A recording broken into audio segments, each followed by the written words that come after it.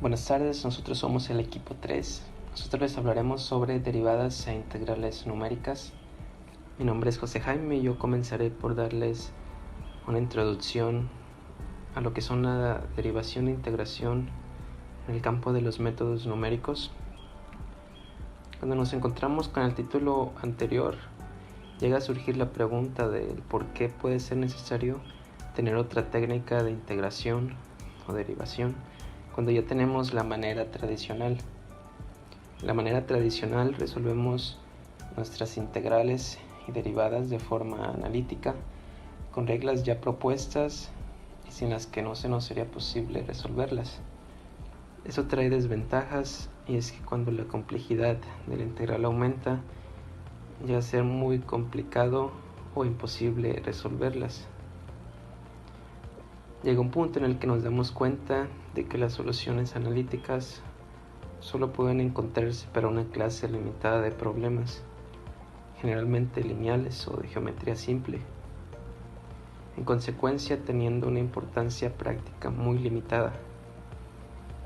Tenemos por ejemplo esta integral aquí, esta operación.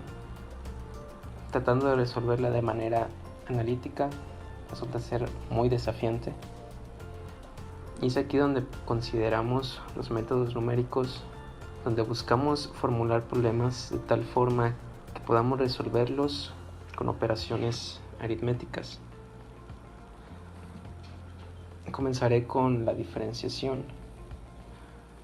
Como ingenieros, tratamos con sistemas y procesos que cambian, pero que el cálculo resulta ser una herramienta esencial. Como sabemos, la derivada es la razón de cambio de una variable respecto a otra.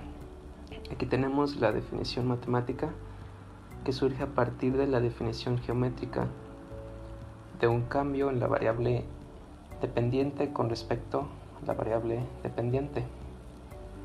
Es decir, que tanto cambia las y con respecto a las x, y aplicando el límite cuando esa parte infinitesimal de nuestra función tiende a cero, nos da nuestra derivada.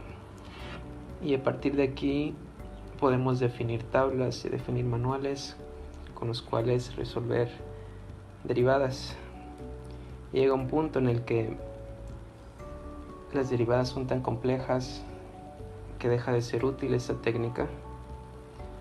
Entonces podemos abrir paso a los métodos numéricos partiendo de la serie de Taylor que tenemos aquí,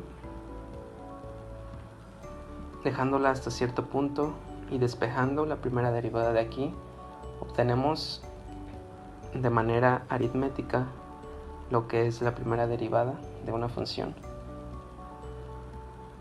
Considerando los primeros dos términos y el tercero llamándole exactitud o error, y de esa manera podemos definir las siguientes derivadas, segunda, tercera, presentadas aquí en esta tabla. Después nos encontramos con la integración, donde buscamos integrar una función f de x con respecto a una variable independiente x, y después evaluarla entre dos puntos a y b, esto para la integral definida. Y en definición geométrica tenemos que es el área debajo de la curva acotada por esos dos puntos, los que llamamos puntos límites. Podemos definir en qué lugares utilizamos métodos numéricos a partir de tres proposiciones, que son tres casos en los que se nos puede dar una función. En el primer caso tenemos una función que es continua, que es simple como un polinomio, una función exponencial o una función trigonométrica. En el segundo caso podemos tener una función continua pero complicada, que es difícil o incluso imposible de diferenciar o integrar directamente. Y en la parte 3 podemos obtener una función a partir de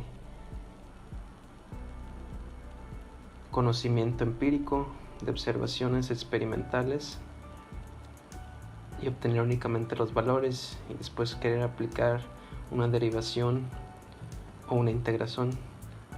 En el primer caso es sencillo proceder con la forma analítica, pero a partir de él encontramos que en el segundo y tercer caso es muy necesario aplicar aproximaciones, que es lo que encontramos con los métodos numéricos. Tenemos por ejemplo este polinomio aquí, que únicamente lo podemos resolver de la manera tradicional si conocemos esta regla ya definida en tablas, en manuales, para encontrar el resultado que está aquí. Pero si se nos presenta una integral que es bastante complicada y esos manuales y esas tablas no alcanzan a cubrir lo que necesitamos para resolverla, entonces recurrimos a métodos numéricos, donde proponemos sustituir la función por un simple polinomio y a partir de eso es encontrar el valor que buscamos para la integral. Partimos con los métodos numéricos en la integración con las fórmulas de Newton-Cotes, que son los tipos de integración más comunes en métodos numéricos. Se basan en la estrategia que mencioné anteriormente, buscando reemplazar una función complicada o datos tabulados encontrados de manera experimental por un polinomio de aproximación que es fácil de integrar. Dependiendo de la facilidad que elijamos en el polinomio, es que tan preciso será nuestro valor que buscamos. Entre más simple sea, habrá mayor error, y entre más complejo sea, habrá menor error. Bueno, yo les voy a hablar un poco sobre lo que es la derivación numérica. La derivación numérica es considerada como una técnica de análisis numéricos que busca obtener una proximidad de f' en un punto x en función de los valores de f en un número finito de números cercanos a x. Y se preguntarán por qué utilizar la derivada numérica y no la derivada clásica. Una de las razones más significativas es porque es mucho más fácil calcular la aproximidad que el valor exacto. Bueno, como podemos ver aquí, por definición de la derivada de la función de x sería f' de x es igual al límite de h mayor a 0 de la función de x más h menos la función de x sobre h. De ahí podemos obtener tres aproximaciones o fórmulas en diferencias finitas. Bueno, una de ellas sería la diferencia hacia adelante, que sería f' de x sub 0 es aproximadamente f de x sub 0 más h menos f de x sub 0 sobre h. Otra sería la diferencias hacia atrás, que es prácticamente casi lo mismo, que es f' de x sub 0 igual a f de x sub 0 menos f de x sub 0 menos h sobre h. La aproximación de la derivada por este método integra resultados aceptables con un determinado error. Para minimizar los errores, se estima que el promedio de ambas entregan la mejor aproximación numérica al problema dado. Entonces aquí se utilizaría las diferencias centrales. A continuación se verá un poco más lo que serían las diferencias hacia adelante y diferencias hacia atrás. Y se mostraría un ejemplo. Y se me olvidaba comentarles que para sacar el error verdadero, el porcentaje del error verdadero es el valor real menos el valor actual sobre el valor real por 100. Así se sacaría el error de la derivación. Muy buena tarde. El tema que me toca explicarles sería el de la derivación numérica, un método de derivación numérica. Entonces comencemos. Consideremos una función f de x de la cual se conoce un conjunto discreto de valores x0, f0, x1, f1 hasta xnfn. El problema que vamos a abordar es el de calcular la derivada de la función en un punto x que en principio no tiene por qué coincidir con alguno de los que figuran en los datos de que disponemos. La forma más sencilla de resolver el problema de la diferenciación numérica consiste en estimar la derivada utilizando fórmulas obtenidas mediante la aproximación de Taylor, que se denominan fórmulas de diferencias finitas. ¿Y qué es una derivación numérica? Pues es una técnica de análisis numérico para calcular una aproximación a la derivada de una función en un punto utilizando los valores y propiedades de la misma. Por definición, la derivada de una función es esta fórmula. Este sería la derivada de una función, ¿verdad? La fórmula de la derivada de una función f de x, ¿verdad? F de x. Ok. Y para esta fórmula, las aproximaciones numéricas que podamos hacer para h mayor que 0 serán lo que son la fórmula de las diferencias hacia adelante. Bueno, antes sería esta fórmula para las diferencias hacia adelante, y para las diferencias hacia atrás sería esta fórmula.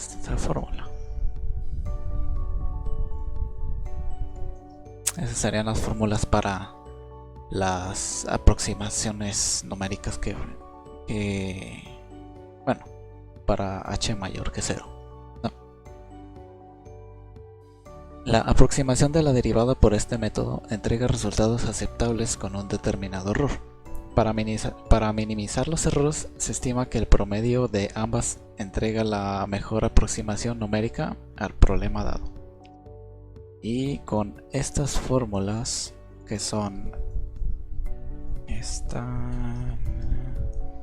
sería esta y esta otra, serían las fórmulas para las diferencias centrales. Diferencias centrales, ¿verdad? Y pues aquí acabaría lo que es un método de derivación numérica bastante sencillo. Este sería el ejemplo para el método de derivación. Entonces tenemos nuestra fórmula para la primera derivada, sería esta, y la fórmula para la segunda derivada.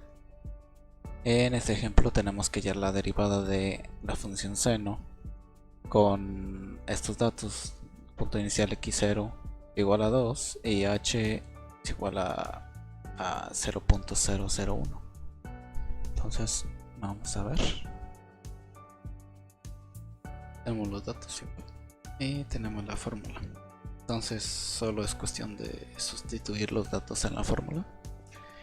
Sería f, que es seno, x0 es 2, entonces es 2 más h, y h es 0.001, menos seno es f, que es seno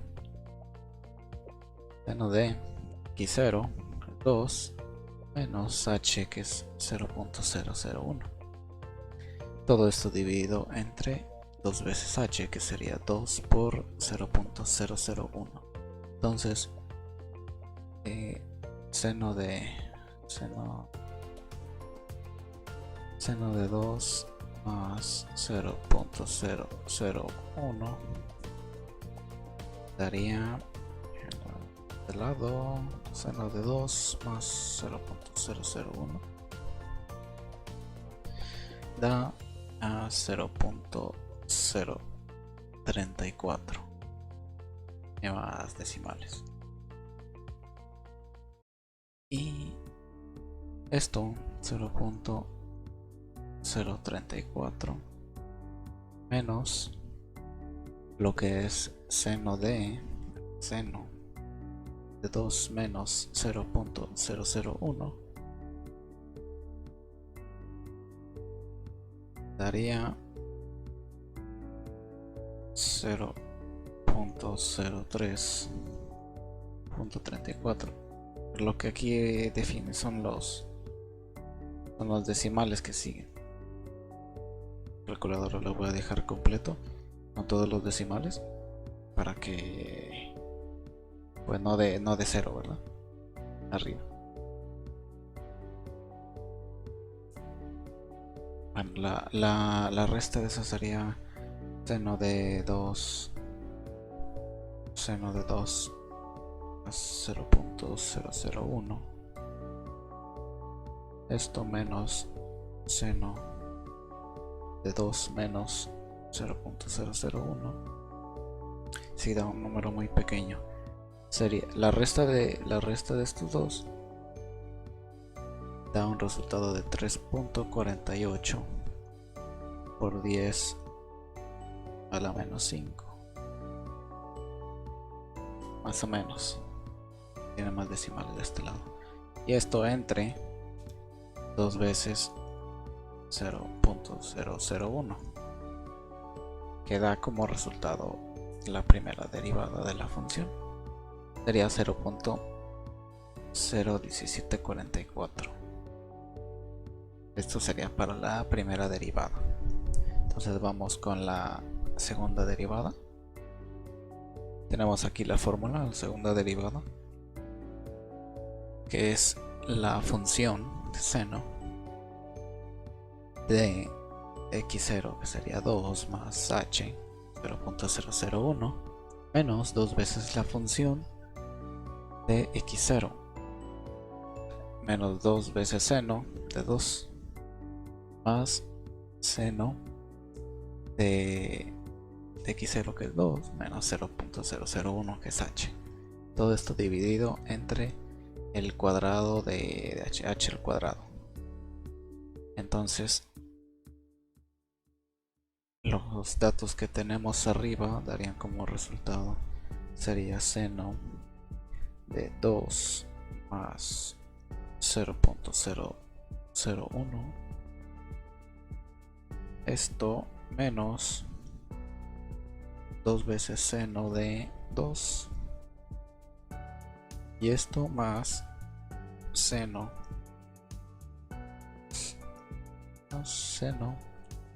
de 2 menos 0.001,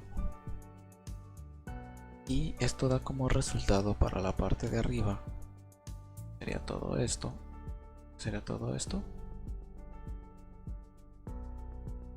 da como resultado a 3.67, 4 decimales por 10 a la menos 11 entre 0.001 al cuadrado h.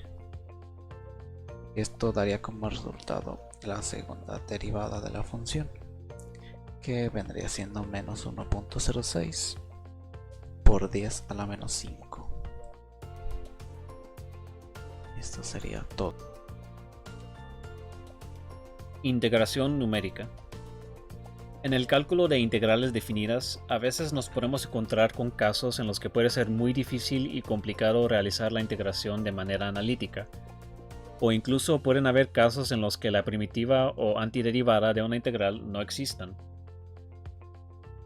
Para poder calcular integrales en estos casos se hace uso de la integración numérica. Y bien, la integración numérica constituye de varios algoritmos y técnicas para calcular el valor numérico de una integral definida. Estas técnicas pueden usarse para aproximar el valor de la integral de una función que no sea posible de integrar. Y pues lo que esto nos dice es que básicamente el problema principal con el que trata la integración numérica es el de calcular una solución aproximada para una integral definida. La diferencia principal de la integración numérica comparada con la integración analítica es que sus resultados son soluciones aproximadas, es decir, que no son completamente exactas. Métodos de integración numérica. Para integrar numéricamente una integral comprendida entre intervalos cerrados a, b, se pueden utilizar dos métodos: la regla del trapecio y la regla de Simpson. La regla del trapecio consiste en aproximar el área descrito por una integral mediante una suma de áreas de trapecios colocados debajo de la curva. Por otro lado, la regla de Simpson reemplaza la suma de áreas de los trapecios por la suma de las áreas situadas por debajo de las parábolas para aproximar la integral en un intervalo definido. Regla del trapecio. La regla del trapecio consiste en aproximar la función dividiendo el intervalo AB en n intervalos de igual longitud, formando entonces trapecios por encima de cada intervalo. Y bien, pues aquí tenemos la fórmula general de la regla del trapecio y nos dice que la integral de a a b de una función f de x va a ser igual a delta x sobre 2 que multiplica a la función f de x evaluada en distintos valores de x. Y pues aquí tenemos un ejemplo de la integral de 1 a 4 de la función 1 sobre x con n en valor de 6. Y pues lo que se hace primeramente es calcular el valor de delta x, que es igual a b menos a sobre n. Pues en este caso sería igual, b sería 4, a sería 1, por lo que esto nos daría 4 menos 1 sobre 6, que va a ser igual a 0.5. Y una vez que tengamos el valor de delta x, vamos a empezar a evaluar la función 1 sobre x, empezando desde 1 y agregándole el valor de delta x, que es 0.5, hasta llegar al valor de 4. Y entonces al ir evaluando tenemos que 1 sobre x, que en este caso sería 1 sobre 1, sería igual a 1. 1 sobre 1.5 nos daría 2 tercios. 1 sobre 2 nos daría medio, y así sucesivamente.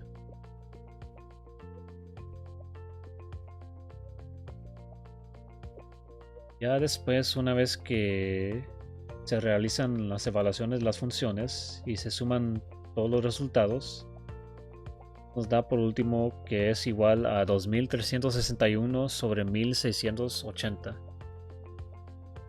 Y pues por último eso nos dice que la integral de 1 a 4 de la función 1 sobre x va a ser aproximadamente igual a 1.41.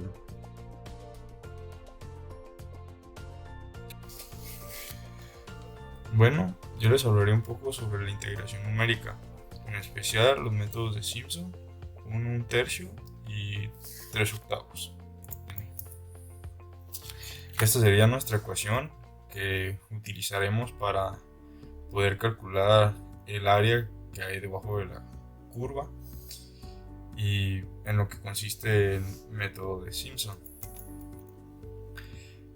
Para poderles explicar un poco mejor sobre nuestro método, utilizaremos este ejemplo para poder explicarles todos los aspectos más importantes a tomar en cuenta para realizar este cálculo. Tenemos la integral de 0 a 1, 1 sobre 1 más x de x. Nuestros intervalos serían n igual a 6. Aquí tenemos el cálculo de la h, que sería nuestro aspecto de cierta manera importante, que nos dará qué espacio es el que vamos a tomar entre cada intervalo para poder expresar mejor este cálculo. Tenemos nuestro valor máximo, que es 1, en nuestro valor mínimo, que es 0, sobre nuestros subintervalos, que sería 6, igual a 1/6. Para poder calcular esos puntos que tomaremos en cuenta para poder llevar a cabo nuestros cálculos, tenemos esta fórmula que nos ayudará a poder identificar qué puntos serán los que evaluaremos en nuestra ecuación para poder obtener esa área aproximada. En este caso tenemos que x sub n es igual a más n por h. X sub 0 es igual a que sería nuestro valor mínimo de nuestra integral, más sub 0, que sería el índice que vamos a tomar, o el primer punto que tomaría, por 1 sobre un sexto. Es igual a 0. A continuación tenemos x sub 1 igual a 0 más nuestro subíndice 1 por 1/6, que sería igual a 1/6. Y así sucesivamente con todos los puntos para obtener nuestros puntos a evaluar. A continuación, esos puntos que previamente obtuvimos los vamos a sustituir en nuestra ecuación, que nuestra ecuación sería f de x igual a 1 sobre 1 más x, y ya pues serían, en este caso tengo x sub n, que indica los subíndices que vamos a ingresar ahí para evaluar la función. Tenemos fx sub 0 igual a 1 sobre 1 más 0, que sería el resultado, que sería el punto a evaluar en este caso, que nos da 1. A continuación tenemos f x sub 1, que es igual a 1 sobre 1 más 1/6, que es un valor que obtuvimos previamente en los cálculos, que es igual a 6 sobre 7. Y así sucesivamente vamos a ir ingresando todos los valores que obtuvimos previamente en el paso anterior en la ecuación para poder obtener cuánto valdría nuestra ecuación en esos puntos. A continuación vamos a sustituir esos valores en la sumatoria que tenemos a continuación. Tenemos 4 de la sumatoria de 0 a n menos 2 sobre 2. En este caso, esa ecuación, que es n menos 2 sobre 2, nos daría 2. Y a continuación tenemos que el valor de los subíndices que vamos a tomar está dado por 2k más 1. Esos serían las funciones evaluadas en los subíndices x subíndice 1 y x subíndice 3 y x subíndice 5. Como previamente ya calculamos esos valores, tenemos solamente que ingresar esos valores para obtener cuánto vale esa sumatoria, que a continuación lo podemos ver, que sería 4 por 6 séptimos más 2 tercios más 6 onceavos, que esto nos daría el resultado 8.277. Nuestra otra sumatoria sería 2 por la sumatoria desde k igual a 1 hasta n menos 2 sobre 2, que como vimos previamente esa ecuación daría un 2, y aquí simplemente el subíndice indicado estaría multiplicando k por 2. En este caso, los valores que evaluaría nuestra función en estas sumatorias sería x subíndice 2 y x subíndice 4. A continuación ya tenemos ese cálculo, que tenemos 2 por 3 cuartos más 3 quintos, que esto nos daría 2.7. Ya por último, ya solamente tenemos que ingresar todos los valores que previamente obtuvimos. Tenemos que el valor de el área de nuestra integral sería igual a h entre 3, que sería un 18avo, por nuestra función evaluada en el valor mínimo, que como resultado nos da 1, más nuestra ecuación evaluada en el valor máximo, que como resultado nos daría un medio, más 8.277, que fue lo que obtuvimos de la primera sumatoria, y más 2.7, que fue lo que obtuvimos de nuestra segunda sumatoria.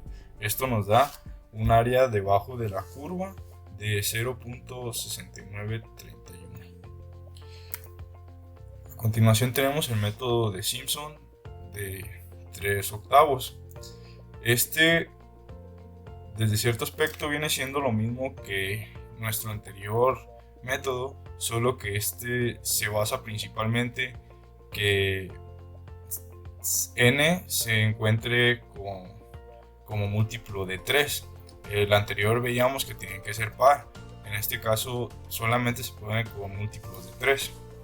Aquí tenemos nuestra ecuación, que como nos podemos dar cuenta no varía mucho. Solamente tenemos que h está acompañada por 3 octavos, de donde recibe el nombre este método, y que en nuestras sumatorias se encuentra la primera con un 2 y la segunda con un 3. Y aquí nos da ya los puntos que vamos a tomar en cuenta para evaluar.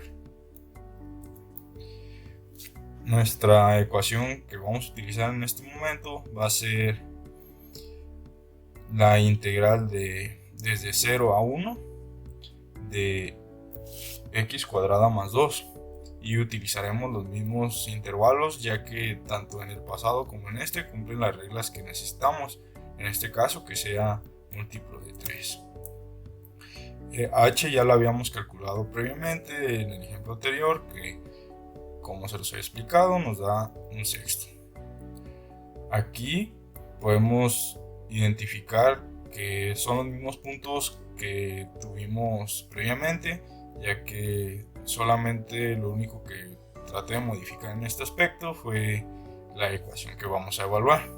Así que los puntos que evaluarán a nuestra ecuación son los mismos que en el ejemplo anterior. Ahora ya solamente sustituyendo donde encontramos x sub n, nos da como resultado los siguientes.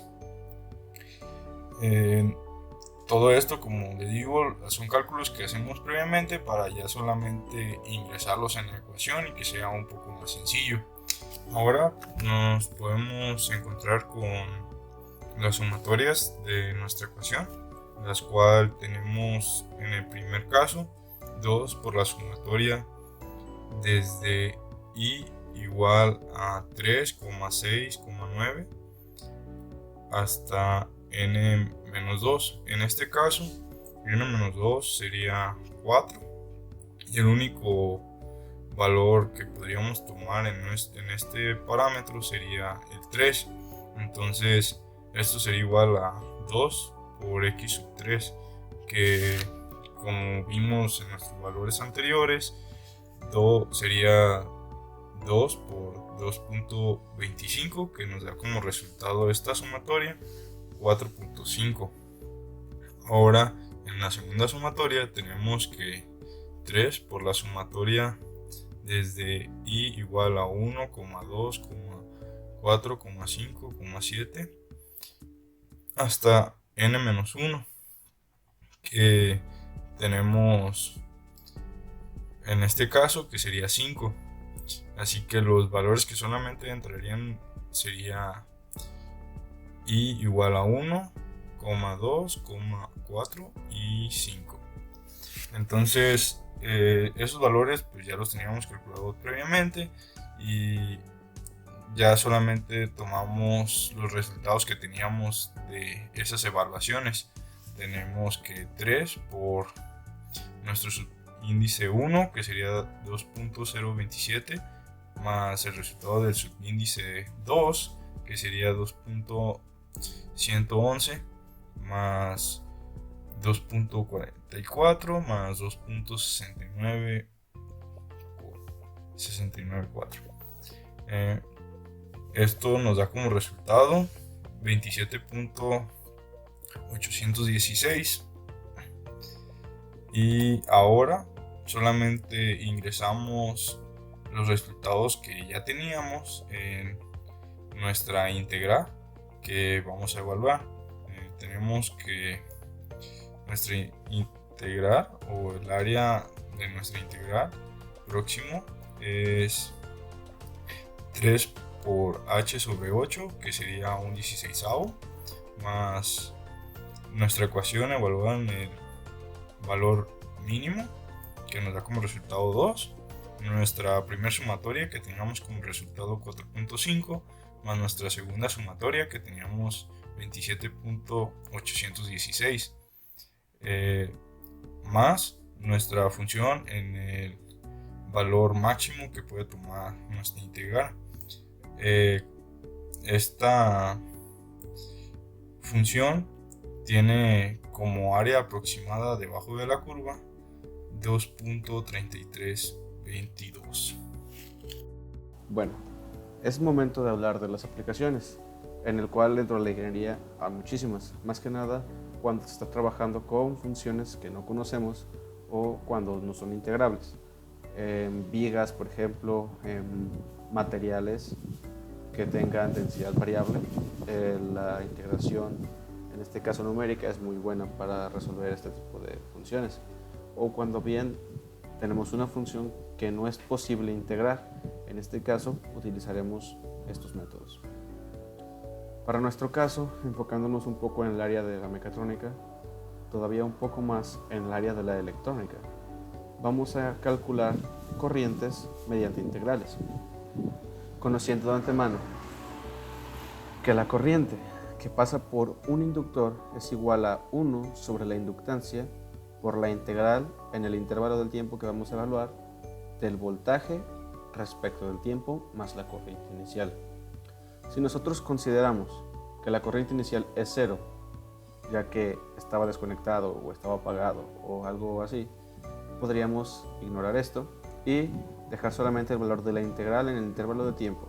O, aún más fácil, podemos decir que el inductor es de 1 Henry y de esa manera nos quedaría solamente la pura integral. Ahora, ¿cómo lo resolveríamos? Sabiendo cuál es el voltaje en este punto, entre estos dos puntos, y sabemos cuánto es la inductancia y solamente queremos calcular la corriente. Bueno, en este caso utilizaríamos la regla de Simpson 1/3, considerando un intervalo desde 0 hasta 0.8 en el tiempo, con 4 intervalos.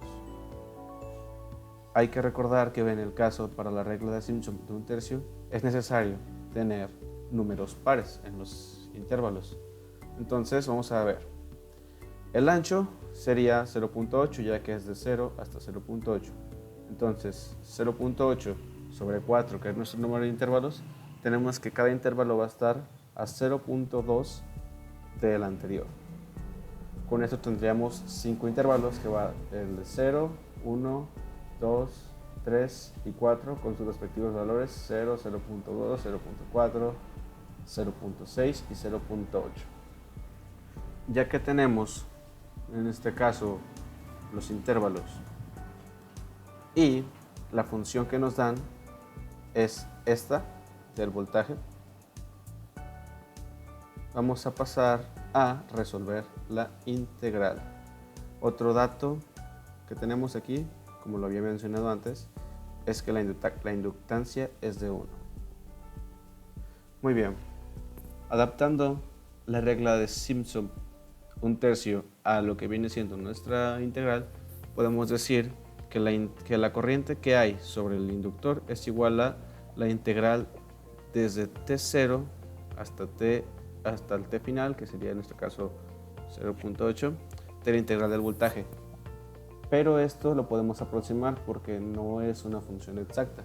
Entonces, si lo aproximamos, podremos tener que el valor de la corriente es aproximadamente igual a todo esto. En este caso, esto es el ancho de nuestra función, la función evaluada en el punto inicial más la función evaluada en el punto final, y en este caso las sumatorias, 4 veces por la sumatoria de J1 y 3 en este caso, que sería la función evaluada en el intervalo 1 y 3 hasta n-1, así que simplemente como n es 4, n-1 sería 3, entonces ya no alcanza el 5, solamente sería la sumatoria de la función evaluada en el punto 1 y en el punto 3, más 2 veces la sumatoria de la función evaluada en el punto 2, porque en este caso tenemos de nuevo que n es nuestro número de intervalos, es 4, menos 2, 2, entonces simplemente sería 2. Y como se mencionó antes, más el voltaje en el intervalo 4, en este caso la función evaluada en el límite superior. Muy bien, me tomé la libertad de calcular los valores y estos son los valores que toma la función en los intervalos. Aquí están. Ahora, sustituyendo en la ecuación, tenemos que la integral es igual o aproximadamente igual, aquí me faltó poner eso, a 0.8, que es el ancho, más 0.2, que es la función evaluada en el punto inicial, 4 por la función evaluada en el punto 1 y en el punto 3, más 2 por la función evaluada en el punto 2, que está acá, más la función evaluada en el punto final, que está acá, sobre 3 por n. En este caso, 3 por n sería n igual a 4, que es nuestro número de intervalos, sería 2. El resultado viene siendo que la corriente a través de ese inductor sería 1.623467 amperes. Ahora, como es una aproximación y no es la integral como tal exacta, hay un grado de error, un error aproximado, que viene dado por esta fórmula, menos el ancho de la función elevado a la quinta sobre 180 por n elevado a la 4 por, la función evaluada en la cuarta derivada, el promedio de la función evaluada en la cuarta derivada. Ok, en este caso tenemos que es 0.8 elevado a la quinta menos, no olvidemos el signo menos, 180 por 4 elevado a la 4 por menos 2400. En este caso, sacamos la derivada y evaluamos la función, y es el valor que obtenemos. Todo esto nos da que tenemos un grado de error de, permíteme que se desaparezca esto de aquí, tenemos un grado de error de 0.017067, que es nuestro grado de error en esta estimación.